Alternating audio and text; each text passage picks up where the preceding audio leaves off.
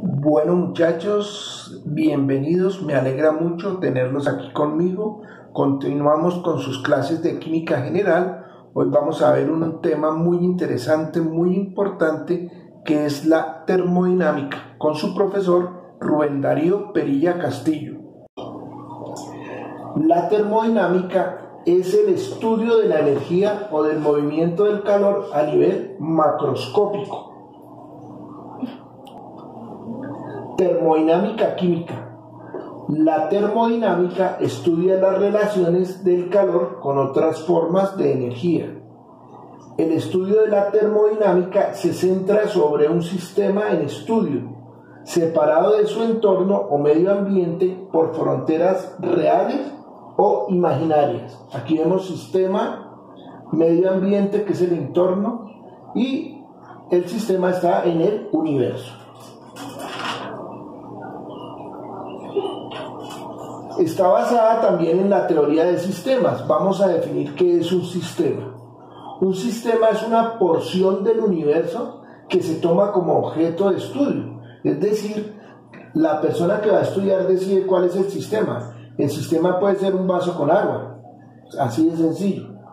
Hay tres tipos de sistema. El sistema abierto, en el cual hay intercambio de materia y energía con el entorno.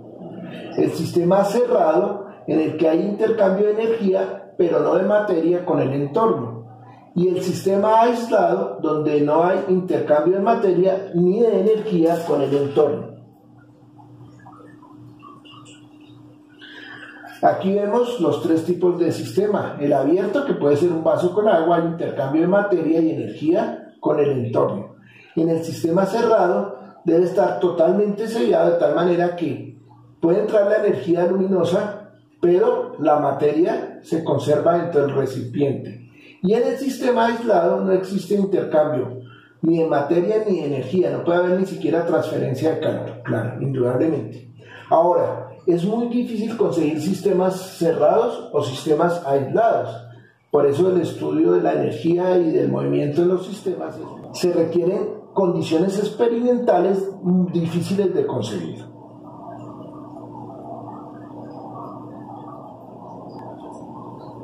Bueno muchachos, vamos a ver entonces qué es la energía. La energía es mucho más fácil describirla que definirla. Hacer una definición de energía es bien complicado. La que encontramos es la siguiente, la que encontramos en los libros. Dice, capacidad para producir un trabajo y transferir calor. ¿Listo? Pero esa definición de energía se queda corta con relación a todo lo que significa la energía para nuestra vida. Yo tengo otra definición que construí, que es la siguiente: es fuerza que acelera la materia, pero puede existir sin que exista la aceleración o la vida, y es indispensable para mantener la vida. ¿Por qué? Porque la energía puede existir sin la vida, pero la vida no puede existir sin energía. Es más, muchachos, todo lo que nosotros hacemos de respirar y comer es única y exclusivamente para obtener energía. Es decir, la vida es la transformación de la energía. Debajo dice, existen varias formas de energía, y eso, muchachos, ustedes como ingenieros, para ustedes eso es lo interesante. Vean aquí las diferentes formas de energía que hay en este sencillo dibujo. Pienso que el objeto primordial de cualquier ingeniería es buscar la transformación a diferentes formas de energía.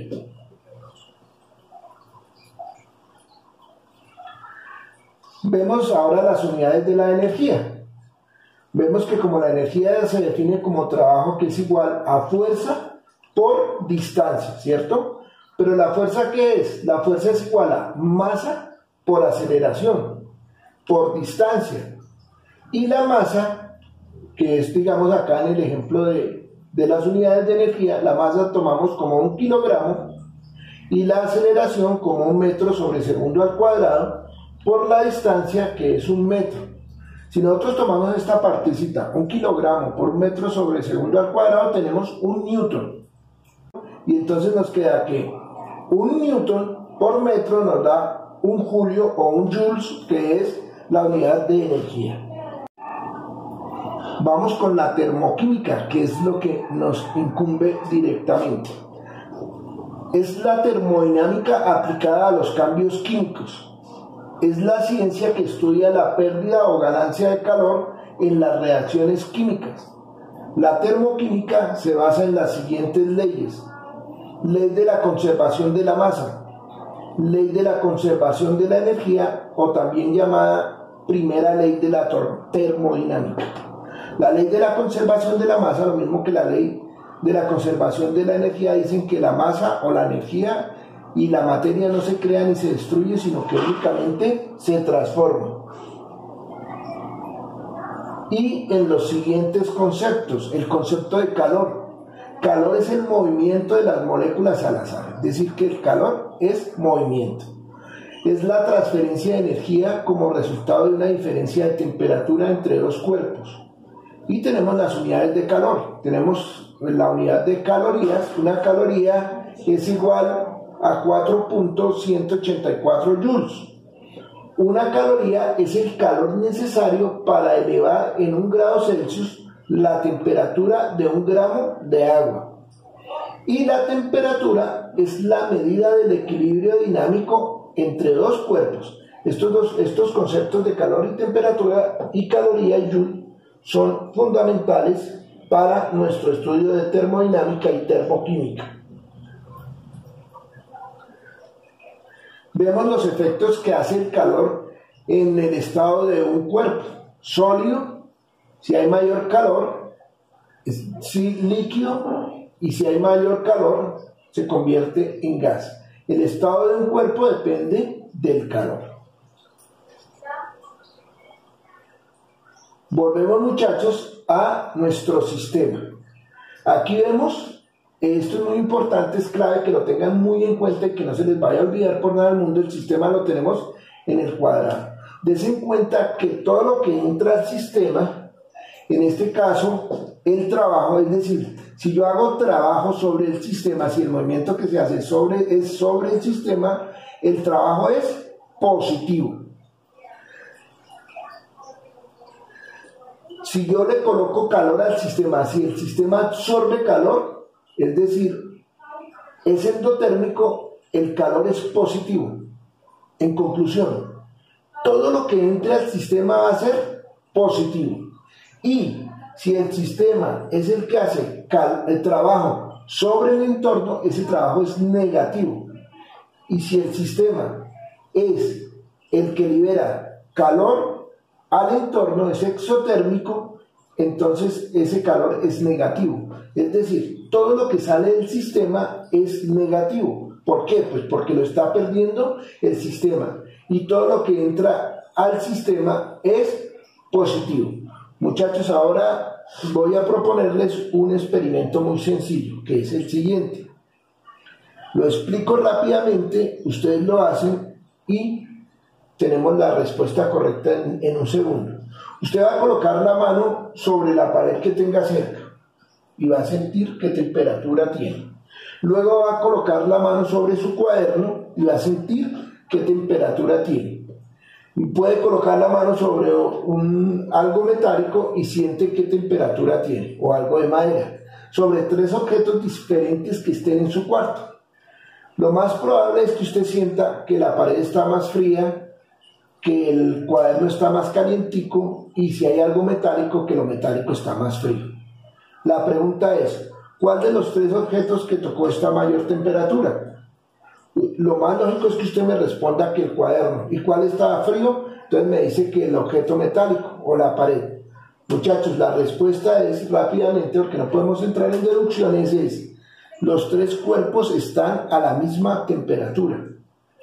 Cuando yo le digo que los 3 cuerpos están a la misma temperatura, usted dice, pero ¿por qué el profesor nos dice que los 3 cuerpos están a la misma temperatura si yo siento que hay uno que está más frío, otro que está más tibio y otro que tiene más calor? No puede ser, y el profesor no tiene por qué decirme mentiras. Lo que pasa, muchachos, es que depende de la absorción de calor cuando usted toca cada uno de los cuerpos. Cuando usted toca el cuerpo del correspondiente al cuaderno, el papel es un mal conductor del calor, entonces no le absorbe calor de la mano. El calor que usted siente tibiecito es el de su propia mano contra el cuaderno. Pero cuando toca la pared usted siente frío porque la pared está absorbiendo el calor de su mano. Por eso este experimento está supremamente interesante. El único objeto, el único cuerpo que está a diferente temperatura dentro del cuarto que está usted ahorita es usted, que está a 36 grados. Y los otros cuerpos están a temperatura ambiente, por eso se siente ese intercambio de temperatura. Conclusión, para aprender de memoria, todo lo que entre al sistema es positivo, sea calor o sea trabajo, es decir, todo lo que se haga sobre el sistema. Y todo lo que salga del sistema hacia el entorno, si es calor, que es exotérmico, el calor es negativo, y si es trabajo, que es movimiento, el trabajo es negativo.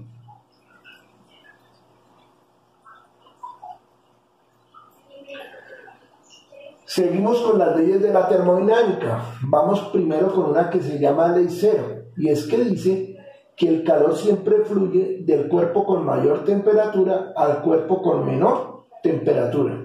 Es decir, que cuando dos cuerpos entran en contacto, siempre el cuerpo que tenga mayor temperatura va a ceder el calor al cuerpo que tenga menor temperatura, y nunca se ha observado lo contrario hasta el momento. Luego viene la primera ley de la termodinámica, que dice lo siguiente, que el delta E, o sea, el delta de energía interna, es igual a Q, que es el calor, más W, que es el trabajo. Entonces tenemos en cuenta que Q es calor, W es trabajo, y delta E es el cambio en la energía interna. Es decir, energía interna final menos energía interna inicial. Aquí tenemos una gráfica en la cual dos cuerpos están intercambiando calor. Ahora vamos a hablar sobre la energía interna. Un sistema solo tiene energía interna. El calor y el trabajo son manifestaciones del intercambio de esa energía interna con el ambiente.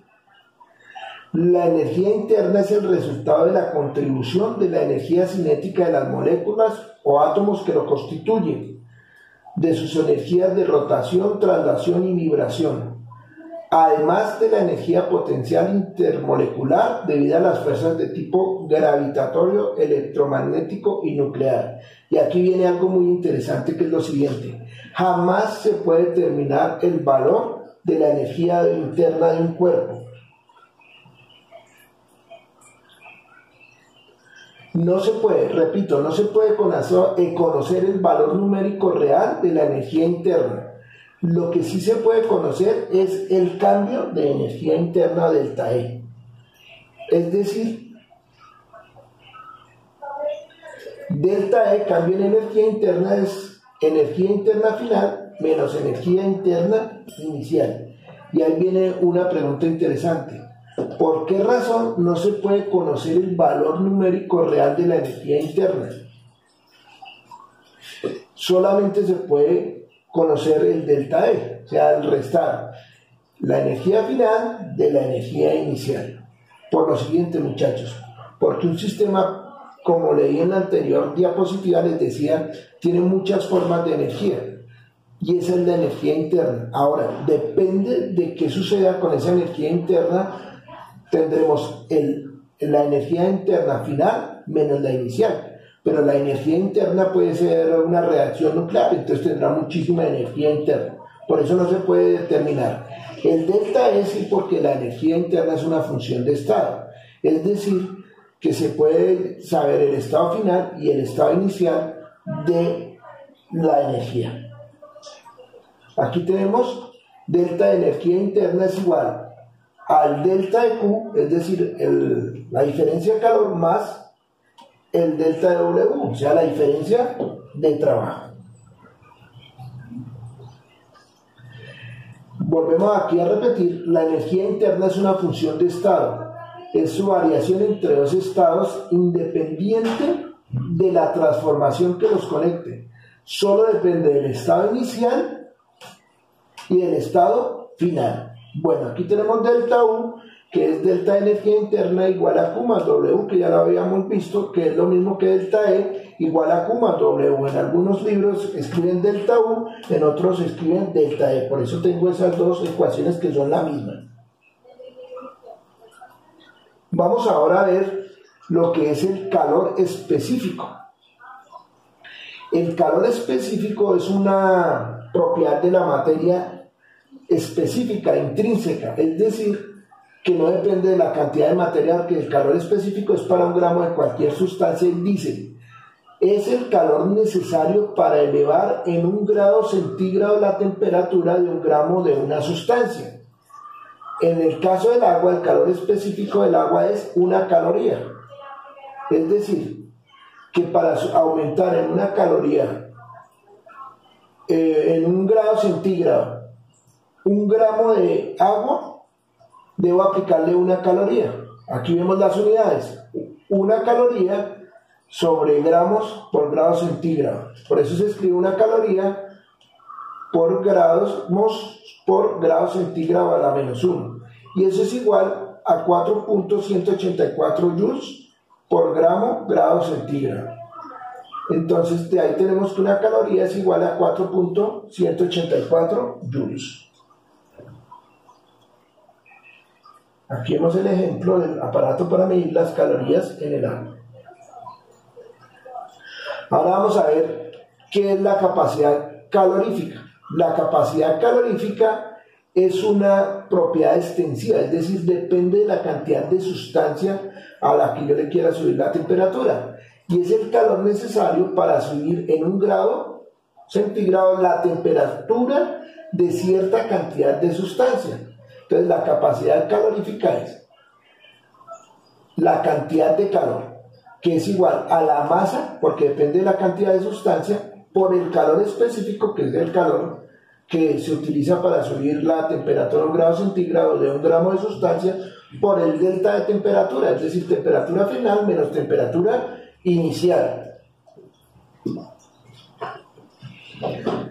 Calorimetría es la medida de los calores de reacción. Vamos a ver qué es la calorimetría o la entalpía o calor de reacción. La entalpía o calor de reacción es la función de estado que permite seguir los cambios de energía a presión constante en una reacción química. Delta H de reacción o delta H de la reacción química es igual a la entalpía de los productos menos la entalpía de los reactivos. Y aquí vemos un ejemplo. Tenemos la estructura de un esqueleto carbonado, lo unimos con oxígeno, es decir, una oxidación o una combustión, y produce CO2 más agua, más un delta de energía interna, o un calor de reacción llamado entalpía. Ahora vamos a ver qué es el calor latente. El calor latente es el calor necesario para cambiar 1 gramo de una sustancia de un estado a otro sin variar su temperatura. Es decir, que cuando una sustancia está cambiando su estado, al aplicarle calor, su temperatura no cambia. La sustancia va recibiendo calor, pero hasta que no cambia su estado, su temperatura no sube. Ahora vamos a ver con una gráfica, que esto es muy interesante. Y entonces tenemos que el calor latente es igual a masa por calor latente, que eso depende de cada sustancia, masa en gramos por calorías sobre gramos nos da en calorías. Y si es calor latente molar, tenemos moles por calor latente molar y nos da calorías. Y aquí vamos a ver la gráfica que les decía el ejemplo. Entonces, ojo a esta gráfica, mucha atención. Tenemos hielo a menos 20 grados centígrados y lo vamos a convertir acá, lo último de la gráfica, en vapor. Si tenemos hielo a menos 20 grados centígrados, des en cuenta, empieza a subir la temperatura desde menos 20, menos 15, menos 10, menos 5, ahí va subiendo la temperatura hasta que llego a 0 grados. Como yo le sigo suministrando calor, ese hielo se va a transformar en agua. Pero mientras el hielo se va transformando en agua, des en cuenta, la temperatura no sube. En todo momento está en los 0 grados hasta que todo el hielo se ha transformado en agua líquida. y ahí empieza a subir la temperatura. Entonces la temperatura, cuando ya está el agua líquida, empieza a subir, van 50, 60, 70, 80, 90, 100. Cuando el agua llega a 100 grados, empieza a hervir. De ahí no va a subir la temperatura hasta que todo el agua se haya convertido en vapor. Entonces le sigo suministrando calor, calor, calor. Ese es el calor latente, en este caso de ebullición.